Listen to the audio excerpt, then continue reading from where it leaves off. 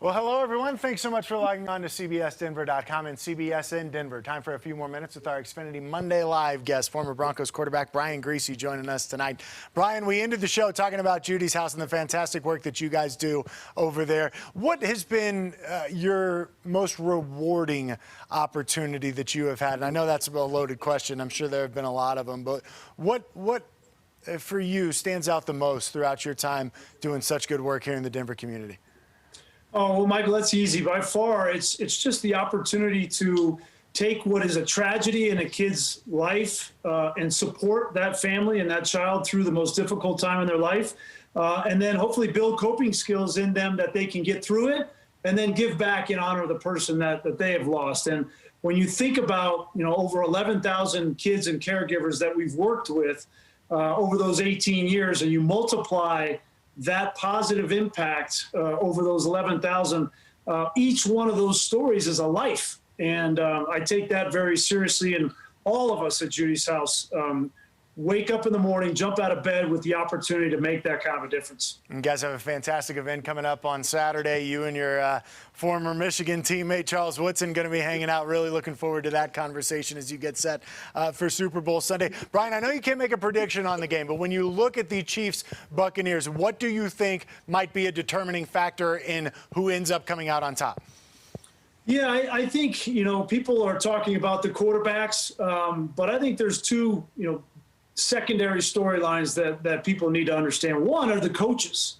You have the two oldest coaches to ever face off in a Super Bowl in Bruce Arians and Andy Reid, and they both are aggressive, and you know that they are going to take chances. And there will be decisions, critical decisions during the course of the game that will determine the outcome. Look at what happened in the NFC Championship game right before halftime, taking that shot downfield. So that's one. And then number two, the Bucs are in the Super Bowl because of their defense. Mm-hmm. And that defense is playing at a level right now that is as good as they've played all season long. And I think the most important factor for the Bucs is that pass rush. They cannot afford to bring blitzes and play man-to-man.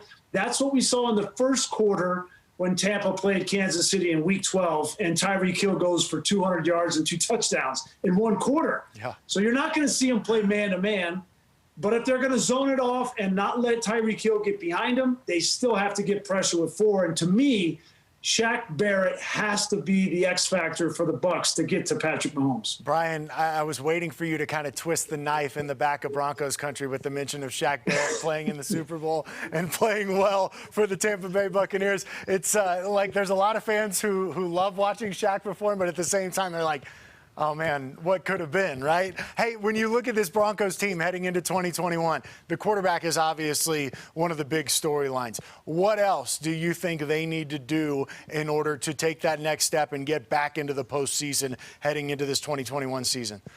Wow. Well, I wish there was one thing, Michael. There's quite a bit. I don't think it's all doom and gloom, though. I do think they need to take care of their business with some of the core young players like Justin Simmons, let's be honest. Mm-hmm. I think it was a great development that Garrett Bowles had the season that he had, and Dalton Risner continues to grow. I think offensively, they have pieces that are going to be good, young pieces. Obviously, quarterback's a question.